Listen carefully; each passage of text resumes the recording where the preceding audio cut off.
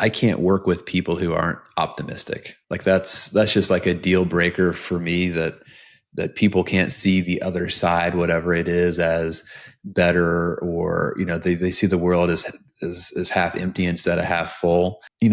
Specifically to investing, and investing is really the same thing as sticking with a marketing plan for. It's the same deal, right? The people who are successful investors can be successful marketers, can be the same people who can successfully keep themselves in shape, right? It's discipline to stick with a plan for a long period of time. But if you're not optimistic that the marketing plan is going to work, if you're not optimistic that, continually to invest monthly is going to lead to great things for you and your family, man, it's just best to never enter into that relationship to begin with, right? You can't bring a pessimist to the holy grail of financial independence and of successful business and those things. It's just such a mental drain to drag that person with you. Well, they might be meant for someone else, right? And to the point you're making, and what I agree with, pessimist advisor. What a marketing niche that would be. They're out there. I believe in this the most, dude. And anyone listening, we're not. I don't have to be for everybody, and that's okay, and that's awesome. It just is, and you don't have to be for everybody. There are people that want to jump on maybe with you right now and see a team behind you, all of you in Navy suits with the glass windows and hallway and people walking around back there. They don't like that I wear Nikes. Sure. Right. And you might jump on with me, and I'm probably going to have a hat on. I'm going to have some Wu-Tang album in the background. I'm probably going to slip up and curse a couple times. I'm not for everybody, and that's okay. And that's totally okay. And that's what my content is intended to do, though. But we both have peace with that too, right? One of my friends is like, "Oh, I wanted to refer you to my doctor buddy. He's got a couple $1 million, but he went to your website and he saw the fact that you were wearing sneakers."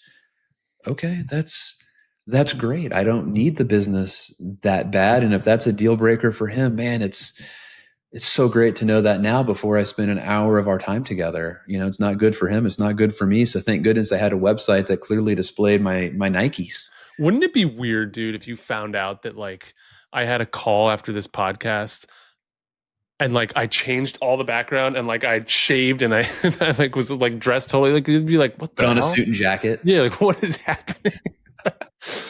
Yeah. I don't know. It's okay to be you and good to be you. Build your business around you, and that's actually to bring this home. It's probably the best thing you can do. That is what it is. That is what will once you're authentically you, it'll work. Yeah. All right. You meet with a lot of advisors that are close, Corey, that are close to making the big turn. Yeah, I have a handful I can think of right now. I know. I know. What keeps advisors from really starting the process? Is it overwhelm? So two-part question. What do you think keeps them from starting? And what message would you share to them that they're on the 1 yard line and they can punch it in? What message would you share with them? If you trusted, using me for an example, there's a lot of advisors that are on the tipping point of if you just allocated and committed, this thing you tip it and off to the races. Rocket ship. We know. We both know one. We're thinking of the same one right now. We know a guy who you could change his life and his business. I'm 100% sure of it. Yeah, I would be willing to pay the money for a year. The crazy thing is the gains he would get. That's what it is. That's what it is right there. It's the mentality of I can't risk X monetarily for the chance that it pays off. And the problem is if you don't do that, you never have the opportunity for it to pay off. And I get it.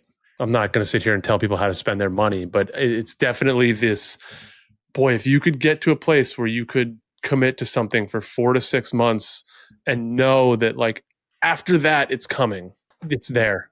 What you offer is so hard to grasp because it seems so it's not something that you can touch, right? Leads are something that you can buy and they come in and there's a tangible action that takes place, right? Hey, I can call them, I can email them, I can grind myself to success. But what you offer is the no grind way to success. You can let your content work while you're sleeping, while you're enjoying a basketball game. Like the lead thing can work.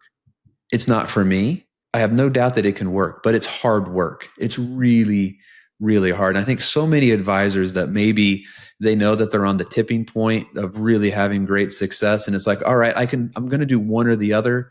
I'm either going to buy the leads or I'm going to invest in, Corey or someone like Corey to do some content that's really a game changer where I share authentic stories about the people that we work with, how we work with them. And I just feel like there's like a part of them that they feel like, you know what, I can work these leads. I can work it. But working with Corey is something that's a little bit out of my hands. It's a little bit uncomfortable because I have to let go of some of the immediate things that I can do. I find it fascinating, but the one person that we're thinking about, I would literally pay for his marketing for a year because I know what would come on the back end. Plus though, like two things. One, I know who we're mutually thinking of. And ironically, I have someone else in mind that is in the same situation. The thing is that at the end of the day, at the end of 6 months, leads versus content marketing, the spend, even if the leads don't generate anything, they'll generate leads, right? So the business may not have come, but you'll have 60 leads after 6 months. You got 10 a month. I can't promise that, or a content marketer can't promise you that. So right. They look at it like at the end of 6 months, there might be a zero.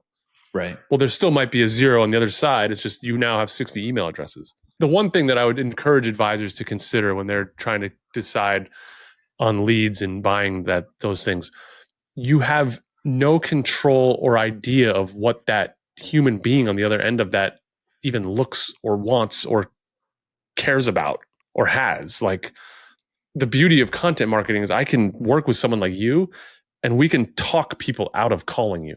I will tell them, the pessimists, the folks who don't have the right amount saved yet, the ones who are not in the right place in life to make a phone call to KMP, we are going to weed them out by saying, reverse, this is who we work with, and they won't see themselves in that image. Which is an incredibly powerful thing because that's a huge time saver for everybody involved. And, time is the ultimate currency, right? So we don't want to be spending time with people who either we can't help or don't want to be helped by us in the way that we do it, right? So, I think that's a huge win I would much rather meet with 2 or 3 people who are great fits, who are into what we do, than meeting with 30 people that may not be a good fit, or maybe 1 out of 30. 2 out of 30 is a good fit. I want to put a quick bow on this just for any advisor listening. Like, we're into Q1 2025. I've been saying this for 5 years. We're still not too late. Now the window continues to close, and it'll never fully close, right? There'll always be a sliver of light that you could squeeze through here. But the point is, it's not 2020 again. There's no real, it's not like it was where you could just throw out any piece of content and get a phone call. Like, now there's real competition. And I shared that in a newsletter recently. Like, there's people like Nick out there that are crossing state lines that are going to jump in front of your ideal prospect, and you'll have never known it. And to that end, I would say, please stop wasting time if you're considering what we're even talking about here. Like, if you're on the fence, like, you just commit to it. And I don't give a shit if it's me. Like, I only have capacity to take on one more client anyways. So this is a moot for everyone but that one that's out there. Like, just there's still opportunity for you to get out, tell stories, create real valuable content that attracts perfect people for your business. Stop sleeping on it. That would be my one ththing. Like, that's frustrating because time, we can't capture that back, man. And it takes a little bit to find your groove too, right? Absolutely. So, you got to pay your dues. So pay your dues now. So, 2026 comes, you're rocking and rolling, right? Start now. And by Labor Day, this thing's a well-oiled machine. And you're like, wow. There's never been a better time to start than right now because people are just dropping off the face of the earth. There are not nearly as many advisors that are active creating content that were 18 months ago.